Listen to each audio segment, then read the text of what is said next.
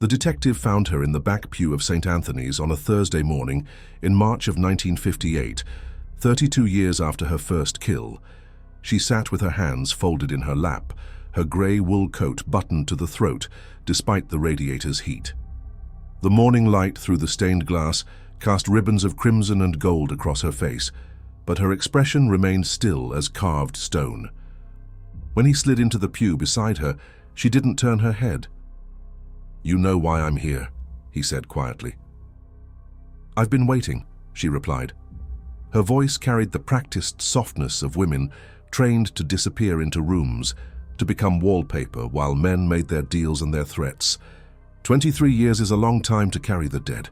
The detective placed a worn manila folder on the wooden pew between them. Inside were photographs, witness statements, coroner's reports dating back to 1926. 12 unsolved murders spanning 3 decades, all connected by a single thread. A young woman seen leaving each scene, always in a schoolgirl's uniform or a secretary's modest dress, always alone, always vanishing into crowds like smoke dispersing in wind. "They called you the ghost," he said. She smiled then, a small, terrible expression. "They should have called me what I was, a daughter doing what daughters were told to do." Outside, the city moved in its relentless rhythm. Cars honking, shop bells ringing, the elevated train screeching past on Dearborn Street. But inside St. Anthony's, the silence grew thick as guilt, heavy as confession.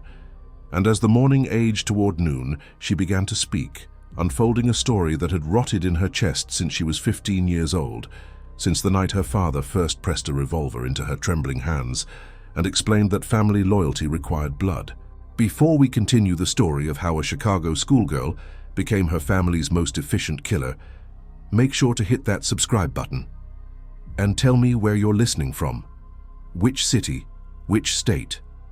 I'm curious to know who's brave enough to follow this story to the end. The story begins not with violence, but with silence. The particular silence of immigrant neighborhoods in Chicago, 1926, where 3 languages might be spoken on a single block, but certain words were never uttered in any tongue. Words like murder, like extortion, like family business. The Roselli apartment occupied the 2nd floor of a brick building on Taylor Street, above a butcher shop that her father owned and her uncle ran. The smell of meat and sawdust permeated everything. Her clothes, her hair, the thin walls between her bedroom and the parlor, where men gathered after midnight to conduct business in whispers and handshakes. She was 15 that spring, a sophomore at Holy Rosary Academy, where the nuns praised her penmanship and her silence. She had learned early that good girls didn't ask questions. Good girls kept their eyes down and their mouths shut. Her name was Lucia, though her father called her Piccola, little one. She was small for her age, narrow-shouldered and fine-boned, with dark eyes that seemed too large for her face. The kind of girl who could slip through crowds unnoticed, who could sit in the corner of a room and be forgotten. Her mother had died bringing her younger brother into the world 3 years earlier. The boy died too, both of them buried in the same casket at Mount Carmel. After that, something in her father had calcified. His grief had hardened into a kind of cold utility, a ruthless pragmatism that saw opportunity where others saw tragedy. The apartment was always too warm. The radiator hissed and clanked through the night, keeping sleep at bay. Lucia would lie in her narrow bed, listening to the voices filtering through the walls. Her father's baritone steady and measured, her uncle's tenor quick with nervous laughter, other men whose names she didn't know, whose faces she glimpsed only in passing. They spoke in Italian and broken English, in codes she wasn't supposed to understand, but she understood enough. They spoke of territories and percentages, of shipments coming in from Canada through Milwaukee, of speakeasies that paid protection and those that needed persuasion, of bodies found in vacant lots, their faces beaten past recognition. They spoke of these things the way other men spoke of crops or weather, as inevitable facts of life requiring management and attention. On the night it changed, Lucia was doing her homework at the kitchen table. Latin conjugations, amo, amas, amat. I love, you love, he loves. The irony would occur to her only later. Her father came in smelling of cigarettes and the particular cologne he wore for important meetings. something with bergamot that always made her think of funerals. He stood in the doorway for a long moment, studying her with an expression she couldn't read. "Put your books away," he said finally. "We need to talk." She obeyed without question. That was the first lesson of survival in their world.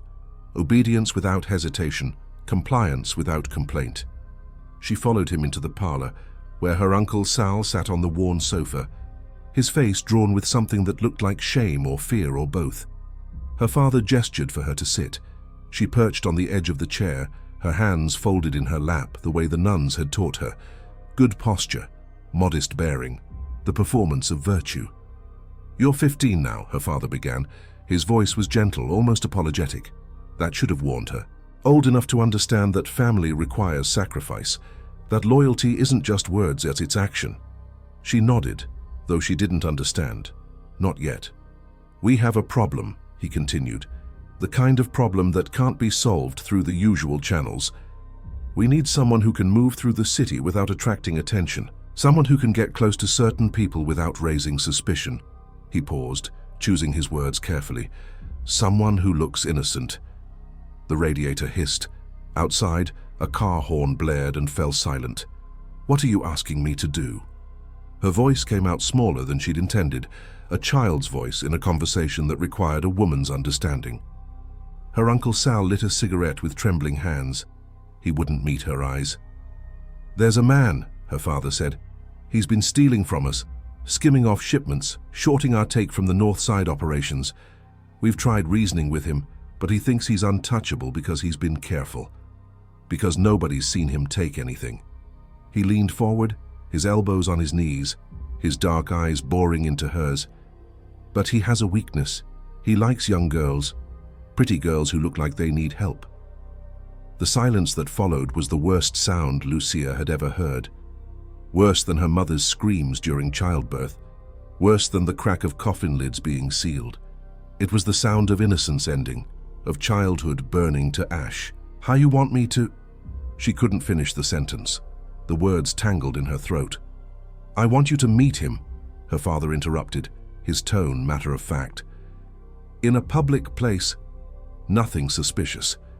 You'll tell him you're lost, that you need directions. He'll offer to help you, and they always do, and when you're somewhere private, somewhere no one can see." He reached into his jacket and withdrew something wrapped in oilcloth. He unfolded it slowly, revealing a small revolver, nickel-plated and compact. "You'll end the problem." She stared at the gun.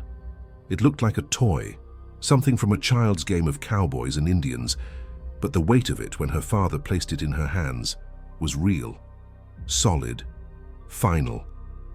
"I can't," she whispered. "Papa, I can't." "You can." His voice hardened, losing its gentle edge. "And you will, because that's what family means. That's what it means to be my daughter." He stood, straightening his jacket. "We'll teach you.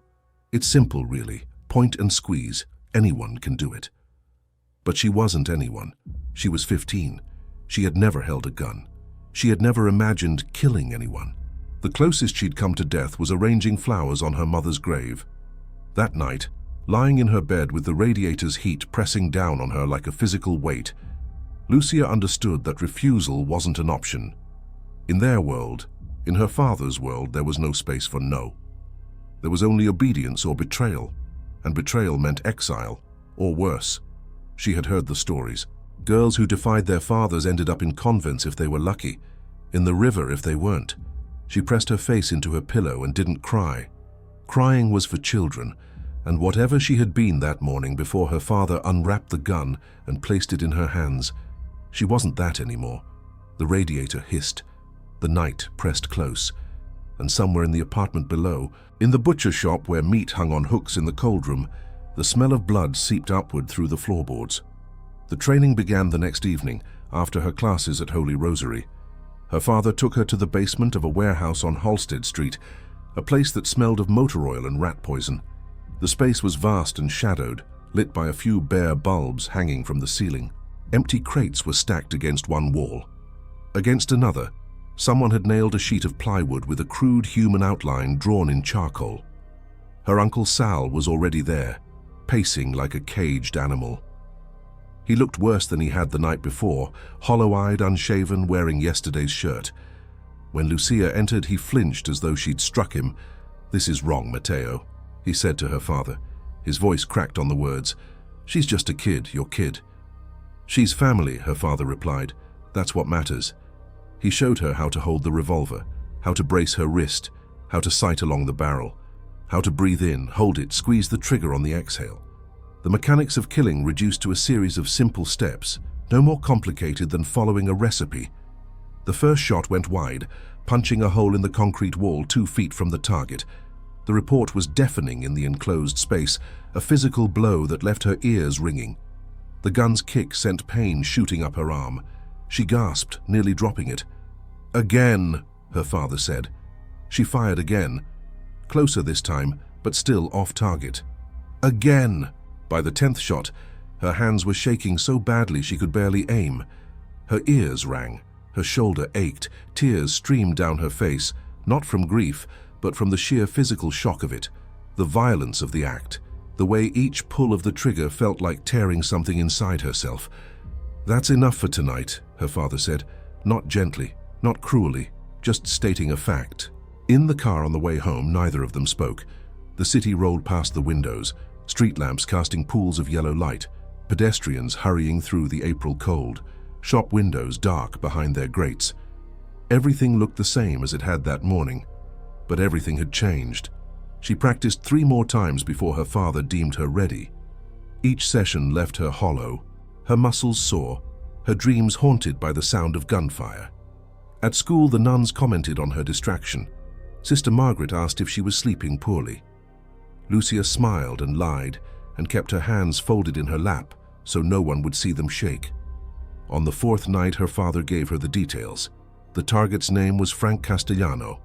He ran a speakeasy on the near north side, a place that catered to stockbrokers and lawyers who wanted to pretend they were dangerous. He was 43, married with 2 children, and he'd been skimming 10% off the top of every shipment for the past 6 months. Her father had proof, ledgers that didn't match, inventory that disappeared. Castellano thought he was clever. He thought that being careful meant being safe. "He usually leaves around 11, her father explained, spreading a hand-drawn map on the kitchen table. "Takes Dearborn south to Jackson, then cuts through the alley behind the Palmer house. That's where you'll be waiting." She stared at the map, trying to commit the route to memory. Her mind felt sluggish, resistant. "What do I say to him?" she asked. Her voice sounded distant, as though it belonged to someone else. "You're lost. You're trying to find your aunt's apartment. You need help." Her father tapped the map. "He'll stop. They always stop for girls like you. And then you walk with him into the alley. You thank him, and when he turns away..." He mimed the motion, raising an invisible gun, pressing it against an invisible skull. "1 shot. That's all it takes. Then you walk away. You don't run, you walk." Like nothing happened. She nodded mechanically. She could feel herself fragmenting, splitting into 2 people. The girl who sat at the kitchen table, obedient and silent, and the girl who would stand in an alley with a gun in her hand, waiting to take a life. "What if someone sees?" she asked. "At that hour, in that alley. No one will see, and even if they do..." He shrugged. "You're 15, a schoolgirl. Who's going to suspect you?" That was the genius of it, she realized. The cruelty and the genius. She was a weapon precisely because she didn't look like one. The night arrived with unseasonable warmth, a false spring that brought fog rolling off the lake. Lucia dressed carefully, her school uniform, clean and pressed. White blouse, navy skirt, knee socks, the costume of innocence. She tucked the revolver into a small handbag, wrapped in a silk scarf so it wouldn't clank. In the mirror, she looked like exactly what she was supposed to be. A good girl from a good family, slightly lost, slightly worried. Her father drove her downtown, parking 3 blocks from the alley. He reached over and squeezed her hand. His palm was dry and warm. "You'll be fine," he said. Not a question. A commandment. She nodded and got out of the car. The fog swallowed her in 3 steps. The alley behind the Palmer house smelled like garbage and piss and something sweet that might have been rotting fruit. A single street lamp at the far end cast watery light through the mist. She positioned herself near the entrance, close enough to the sidewalk to seem accidental, far enough back to suggest vulnerability. Her heart hammered against her ribs. The gun in her handbag felt impossibly heavy, dragging her down. She waited. 15 minutes. 20. The fog thickened. Her feet grew numb in their thin leather shoes. She began to hope that Castellano had taken a different route, that she could go home and tell her father it hadn't worked, that someone else would have to... Footsteps, confident, unhurried. A man's shape coalescing from the fog. He was shorter than she'd imagined. Stocky, well-dressed in a dark overcoat and fedora, he walked with the rolling gait of someone who owned the streets, who'd never been afraid in his life. She stepped forward, clutching her handbag. "Excuse me, sir?" He stopped, turning toward her. His face was ordinary, heavy-jawed, jowled, the kind of face that belonged to half the men in Chicago. When he smiled, his teeth gleamed in the lamplight. "You lost, sweetheart." "I'm trying to find..." She let her voice tremble, injecting genuine fear into the lie. "My aunt's apartment. She said it was on Jackson, but I can't find the number." He took a step closer, his expression shifting into something that made her skin crawl. Concern, but not the fatherly kind.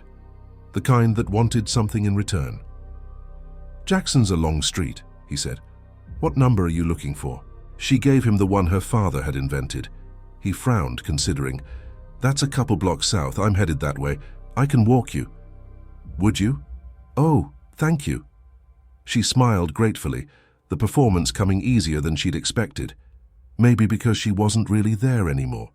Maybe because some part of her had already fled, leaving just a shell that could smile and lie and kill. They walked together into the alley. He made small talk, asking about her school, her aunt making jokes that weren't funny. She laughed anyway, played the grateful girl. The fog closed around them like a shroud. Halfway down the alley, she stopped. "I'm sorry," she said. "I think I dropped my handkerchief." She bent down, pretending to search, and opened her handbag. The revolver's grip was cold against her palm. "Thank you for helping me, sir. I was so worried." "Don't mention it." He turned away, ready to continue walking. She raised the gun. Her hand didn't shake. That surprised her. She'd thought it would shake. The first shot missed, clipping his shoulder. He spun, his eyes going wide with shock and terror, his mouth opened to scream. The second shot caught him in the throat. He fell in stages, first to his knees, then sideways, his hands clutching at his neck. Blood poured between his fingers, black in the alley's dim light. He made a gurgling sound, awful and wet. His eyes found hers, full of questions he'd never get to ask. She stood over him and fired the third shot into his head, the way her father had taught her, to be sure. Then she wrapped the gun back in the scarf, tucked it into her handbag and walked away. Not running. Walking. Her footsteps steady on the alley's slick pavement. The fog swallowed the body behind her. Somewhere a car horn blared. Somewhere music played from an open window. The city continued its evening, indifferent to one more death in its endless tally. When she reached the car, her father was listening to the radio, a boxing match. He turned it off when she slid into the passenger seat. "Well?" he asked. "It's done," she said. He nodded and started the engine. They drove home in silence. Neither of them mentioned that her hands were steady. Neither of them mentioned that she hadn't cried. That night, Lucia lay in her bed and stared at the ceiling. The radiator hissed its familiar song. The city hummed beyond her window, and inside her chest, where her heart should have been, there was only a vast and terrible silence. A silence that would follow her for the rest of her life, growing deeper with each name added to its ledger. She was 15 years old, and she had become what her father needed her to be. The newspapers called it a robbery gone wrong. Frank Castellano, respected businessman, cut down by some anonymous thug in a downtown alley. His widow wept at the funeral. His children stood blank-faced beside the casket. The police investigated for 3 weeks before filing the case away, one more unsolved murder in a city drowning in them. Lucia returned to school on Monday. She sat through Latin and mathematics and history, her hands folded on her desk, her face arranged in its usual expression of polite attention. The nuns praised her for her focus. Her classmates invited her to study groups and weekend socials. She smiled and declined, inventing excuses. The truth was simpler. She couldn't bear to be around them anymore. Their innocence was a mirror that showed her what she'd lost, what her father had taken from her the night he placed a gun in her hands and called it family. She thought it would be one terrible act that she could bury deep and never speak of again. But 3 weeks after Castellano's death, her father came to her room after midnight. He knocked softly, respectfully. When she opened the door, he was holding an envelope. "There's another problem," he said. She wanted to scream, to refuse, to pack a bag and run until Chicago disappeared behind her. But she was 15 and female in 1926, with no money and no family except the one that had turned her into a killer. Where would she run? Who would take her in? The world outside her father's protection was vast and hostile, full of dangers she couldn't imagine. At least here, in this apartment that smelled of meat and sawdust, she knew the rules. She knew what was expected. So she took the envelope. Inside was a photograph and an address. The second target was a woman. That made it worse somehow. Not because killing a woman was morally different than killing a man. Murder was murder, whatever flesh it wore. But because Lucia had imagined in some naive corner of her mind that this would be about men's business, that whatever she did, at least it would be confined to that world of suits and handshakes and whispered threats. The woman's name was Dorothy Hines. She was 32, a secretary at a law firm downtown. Unmarried, childless. She lived alone in a studio apartment on Wabash. According to her father's intelligence, she'd been feeding information to a rival family, copying documents, reporting on meetings, betraying her employers for cash and the promise of protection. "She doesn't know we know," her father explained. "She thinks she's been careful, but people get sloppy, they make mistakes." He lit a cigarette, blowing smoke toward the ceiling. "She walks home from work every evening. Same route, same time. There's a stairwell in her building. Enclosed, no windows. You'll wait there." "How will I get in?" Lucia heard herself ask, as though the logistics were the important part, as though planning the murder was somehow less terrible than committing it. "The super owes us money, he'll leave the door unlocked." Of course he would. In her father's world, everyone owed someone something. Everyone was complicit, everyone had blood on their hands, whether they pulled the trigger or just held the door. She killed Dorothy Hines on a Thursday evening in June, when the heat lay thick over the city, and the air conditioning in office buildings was a luxury most people couldn't afford. Lucia waited in the stairwell for 40 minutes, sweating in her school uniform, the revolver heavy in her handbag. When the door finally opened and Dorothy stepped through, humming something under her breath, Lucia stepped out from the shadows. "Excuse me," she said. "Do you live here? I'm looking for apartment 3C. Dorothy turned with a smile, helpful and unsuspecting. "That's 2 floors up," she began, and then she saw the gun. Her eyes widened. Her mouth shaped a word that never emerged. Lucia fired twice, and once in the chest, once in the head. The shots were deafening in the enclosed space, percussion that left her ears ringing.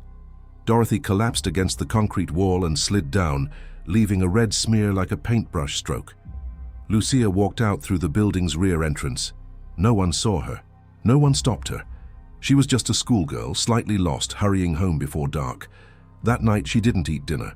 She sat at the table and pushed food around her plate while her father discussed business with her uncle, their voices low and casual. They were talking about a shipment coming in from Milwaukee, whether to dilute the whiskey to stretch their profits. Small decisions that shaped their criminal empire. When her father noticed her untouched plate, he frowned. "You feeling all right, Piccola?" She nodded and forced herself to take a bite. The food tasted like ash. Everything tasted like ash now. Over the following months, the pattern established itself with terrible regularity. Every few weeks, her father would come to her with an envelope, a photograph, an address, a set of instructions delivered in his calm, matter-of-fact tone, as though he were asking her to run an errand or deliver a message. She complied each time, not because she wanted to, not because she believed in what she was doing, but because the cost of refusal, exile, violence, or simply the complete destruction of the only life she'd ever known, was too high to bear. By her 16th birthday, she had killed 5 people. By 17, the number had doubled. She learned to compartmentalize, to split herself into fragments. There was the Lucia who attended school and church, who smiled at her classmates and helped the nuns with their charity work. And there was the other Lucia, the one who waited in alleys and stairwells, who felt nothing when she pulled the trigger, who walked away from bodies the way other girls walked away from boring conversations. The gun became familiar. Not comfortable. It was never that. But familiar. She could field strip and clean it blindfolded. She knew its weight and balance the way a musician knows their instrument. It became an extension of her will, the tool by which she enacted her father's judgment. And the terrible thing, the thing that woke her in the night with her heart hammering and her sheets soaked with sweat, was that it got easier. The shaking stopped. The hesitation disappeared. The first kill had nearly destroyed her. By the 10th, she felt nothing. Just the mechanical process of target, aim, fire, withdraw, death reduced to routine.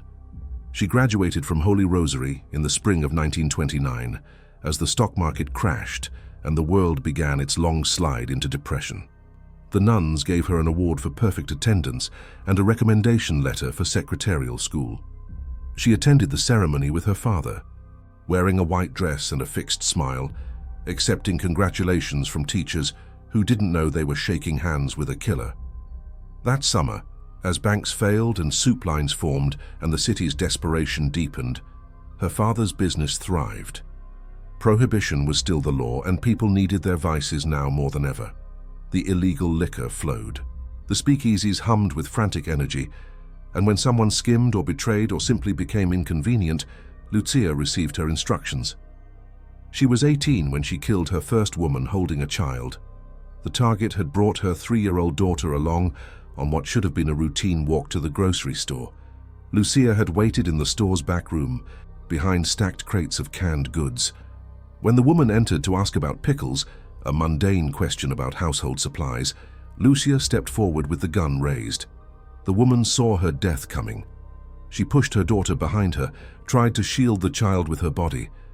Lucia aimed around her, careful not to hit the girl. The bullet entered the woman's temple. She dropped instantly, dead before she knew it. The child stood frozen for a moment, then began to scream. Lucia left her there, wailing beside her mother's body. Someone would find them. Someone would call the police. The child would grow up in an orphanage or with relatives, marked forever by the memory of blood and gunfire, and a young woman's face disappearing into the shadows. That night, for the first time in 2 years, Lucia vomited until there was nothing left inside her. She knelt on the bathroom floor, gripping the toilet bowl, her body convulsing with revulsion. But even then, even in the depths of her self-loathing, she knew she wouldn't stop. Couldn't stop. Because stopping meant confronting what she'd become, and that confrontation would shatter her completely. Her father found her there, cleaned her up, put her to bed like she was still his little girl. He stroked her hair and murmured words that might have been comfort or command or both. "You're strong," he whispered, "stronger than I ever imagined. This family survives because of you." She wanted to tell him that survival wasn't worth it, that she'd trade their safety and prosperity for a single day when her hands were clean, but the words wouldn't come. They stayed trapped inside her, festering like a wound. By 1932, she had stopped counting. The number had become too large, too terrible to contemplate. Her kills were efficient, professional, and eerily consistent. She varied her methods, sometimes the gun, sometimes poison. Once a staged accident involving a faulty railing and a 3-story drop. She learned to read people, to find the weakness that would let her get close. The elderly man who needed help carrying groceries, the businessman who thought a young secretary was flirting, the rival enforcer who underestimated the threat of a woman in a modest dress. The police never suspected her. How could they? Their investigations followed the expected patterns, looking for male associates, criminal connections, gang affiliations. They couldn't conceive that a young woman from a respectable family, who dressed modestly and spoke softly and attended Mass every Sunday, could be responsible for a string of executions that had left the city's criminal landscape reshuffled. She became a legend without realizing it. Other families knew that Matteo Roselli's operations were protected by something untouchable, invisible. People who crossed him disappeared cleanly, efficiently. Theories multiplied. He had police on his payroll. He'd brought in an enforcer from Sicily. He'd made a deal with the devil himself. The truth was simpler and more disturbing. He'd weaponized his own daughter, transforming her love and loyalty into a decade of murder. She had one friend during those years, a girl from the secretarial school she'd attended briefly before her father decided she was needed full-time for the family business. Mary O'Connor, red-haired and freckled, full of dreams about marriage and children and a house with a garden. They met for lunch once a month at a diner on State Street, where Mary would chatter about her job at the insurance company, the boys who asked her out, the future she was planning. Lucia listened and smiled and said nothing about her own life. What could she say? "I killed 2 men last week. I'm running out of places to hide the bodies. My father loves me, and that love is killing me piece by piece." Instead, she asked questions, lived vicariously through Mary's mundane troubles and small victories. It was the closest she came to feeling human. Mary got engaged in the spring of 1935. She showed Lucia the ring with shining eyes, planning a garden wedding, describing the dress she wanted to make. Lucia congratulated her and meant it, even as something inside her broke with envy and grief. Mary would have the life that should have been hers, the ordinary life, the clean life. At the wedding, Lucia sat in the back pew of St. Patrick's and watched Mary pledge herself to a man who worked in his father's hardware store. A good man, a simple man, a man who would never ask his wife to hold a gun, to end a life, to carry the weight of the dead through every waking moment. When Mary threw the bouquet, it landed at Lucia's feet. She picked it up and smiled and felt nothing. Marriage wasn't for her. Family wasn't for her. She belonged to her father's business, to the cycle of violence that fed their prosperity. She was the ghost in the machine, the secret that kept their empire running. Prohibition ended in 1933, but the family business adapted. There was always a market for something illegal, something that needed to happen in shadows and silence. Gambling, labor racketeering, protection. Her father diversified, expanded, made alliances that required enforcement. And Lucia remained his most valuable asset, the weapon no one saw coming. She was 25 when she began to fracture in earnest. The compartmentalization that had served her for nearly a decade started to fail. She would be washing dishes or reading the newspaper, and suddenly she'd be back in an alley, standing over a body, feeling the gun's kick in her palm. The memories came unbidden, overwhelming. She lost time, found herself sitting in rooms with no recollection of how she'd arrived there. She started drinking, quietly, privately. A bottle of gin kept in her bedroom, sipped through the long insomniac nights when sleep meant dreams, and dreams meant drowning in blood. She was careful never to drink before a job. She remained professional to the end. But afterward, when she was alone with the weight of what she'd done, the gin offered a few hours of numbness. Her father noticed. How could he not? But he said nothing. Perhaps because he knew that if she broke completely, if she sobered up enough to truly see what she'd become, she might turn the gun on him, or on herself. Either way, his useful daughter would be lost. In 1938, her uncle Sal died, a heart attack sudden and complete. He was only 49. At the funeral, as Lucia stood beside the casket, she remembered the night he'd protested her first kill. She's just a kid. Your kid. He'd been right, and he'd done nothing to stop it. His guilt had eaten him from the inside, and now it had finished the job. She envied him. At least his suffering had ended. The war years brought new opportunities and new violence. Her father profited from rationing, from black markets, from the chaos of a nation mobilizing for conflict. And Lucia continued her work, now targeting black marketeers who held out on the family, informants who reported to federal authorities, rivals who saw wartime as an opportunity for expansion. She was 31 in 1942, old by the standards of the world she'd grown up in. Most women her age were married with children, were building lives in the suburbs and victory gardens. She lived alone now, in a small apartment near Lincoln Park that her father paid for. He'd stopped sending her on jobs as frequently, partly because she was getting older, less invisible, and partly because she'd trained two younger cousins in the craft, boys from Sicily who were hungry and obedient and didn't need to be broken the way she'd been broken. She should have felt relieved. Instead, she felt obsolete, useless. The thing that defined her was being given to others, and without it she was nothing but a hollow woman aging in a hollow room. She thought about killing her father. The fantasy sustained her through the long, empty days. She imagined it 1,000 ways.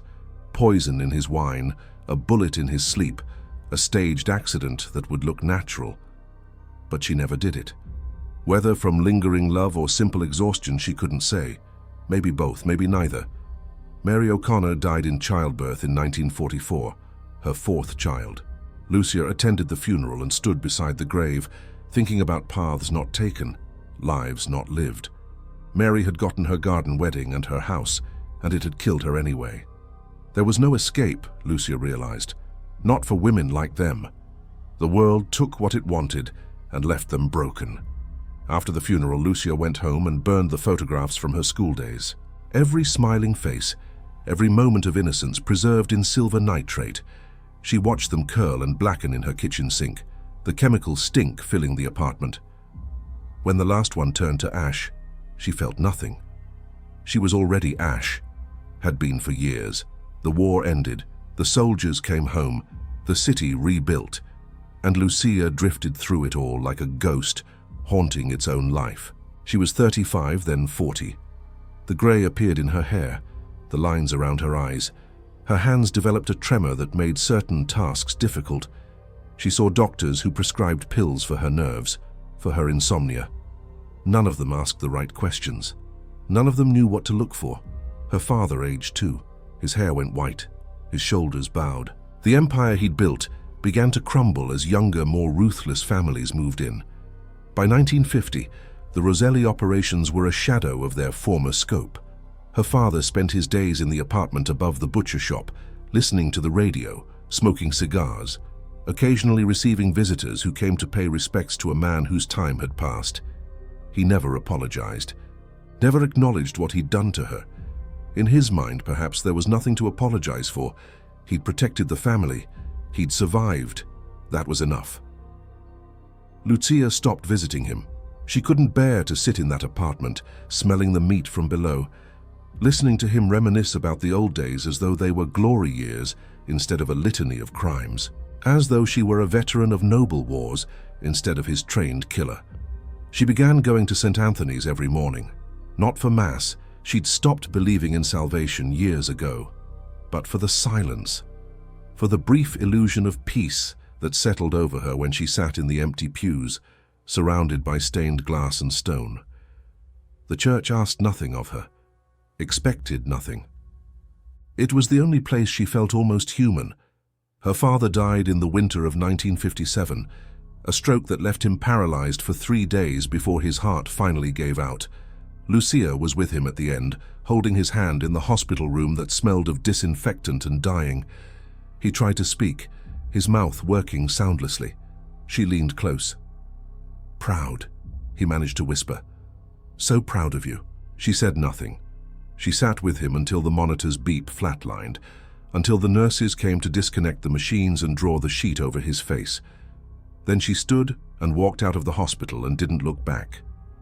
The funeral was small. Most of his old associates were dead or in prison. The few who came looked ancient, hollowed out.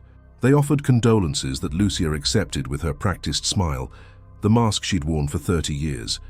When it was over, when the last dirt had been shoveled onto the casket, she went home and poured herself a drink and tried to decide what came next. She'd never had a life outside the family business, never developed interests or hobbies or relationships that weren't tainted by what she was. She was 46 years old, and she had nothing but a small apartment, a bank account full of blood money, and memories that would torture her until she died. She thought about suicide, seriously, methodically. The same gun she'd used for her first kill sat in a lockbox in her closet. It would be poetic, almost, ending it with the weapon that had ended everything else. But she lacked the courage. Or maybe she was just too tired. Even self-destruction required a degree of energy she no longer possessed. So she drifted. Months passed. The city changed around her. Rock and roll played from radios. Cars grew fins and chrome. The elevated trains still screeched past on their endless routes. And Lucia sat in her apartment or in St. Anthony's, waiting for something she couldn't name. Redemption, punishment, the simple mercy of being forgotten. On the Thursday morning when Detective Thomas Brennan found her in the church, Lucia was 57 years old. 3 decades had passed since her first kill. The files in his manila folder represented only a fraction of her work, the cases that had enough evidence to connect, the murders that had stood out from the general violence of Chicago's criminal underworld. There were dozens more he didn't know about, would never know about. She told him everything, not because she wanted forgiveness or even understanding, but because the weight of silence had finally exceeded her capacity to carry it. She spoke in a steady voice, her hands folded in her lap, her eyes fixed on the stained glass windows that cast their colored light across the pews. She described the first kill in detail, Frank Castellano in the fog-shrouded alley, the terror in his eyes, the awful wet sound he'd made dying. She described the others one after another, a litany of names and methods and locations. Detective Brennan took notes. His expression remained neutral, professional. But his hands trembled slightly, and twice he had to pause to compose himself. He'd been hunting the ghost for 5 years, since a lucky break in a cold case had revealed a pattern no one else had seen. He'd imagined a hardened criminal, a contract killer from overseas. Never this. Never a woman who looked like someone's mother, who attended mass, who seemed so utterly ordinary. "Why?" he asked finally. "Why did you do it?" She was silent for a long moment. Outside, the city continued its relentless rhythm. Inside St. Anthony's, dust motes danced in the colored light. "Because I was 15, she said at last, "and I was told that family required sacrifice, that loyalty meant action." She met his eyes for the first time. "Because I was a good daughter, and good daughters obey." "You could have refused." "Could I?" She smiled, bitter and tired. "You weren't there. You don't understand what it means to be trapped in a life, in a family, with no options and no allies. I was a child, and my father was the only world I knew." "You're not a child now, you haven't been for 30 years. "No," she agreed. "Now I'm just what he made me, a killer who got old." Brennan closed his notebook. "You know I have to arrest you." "I know.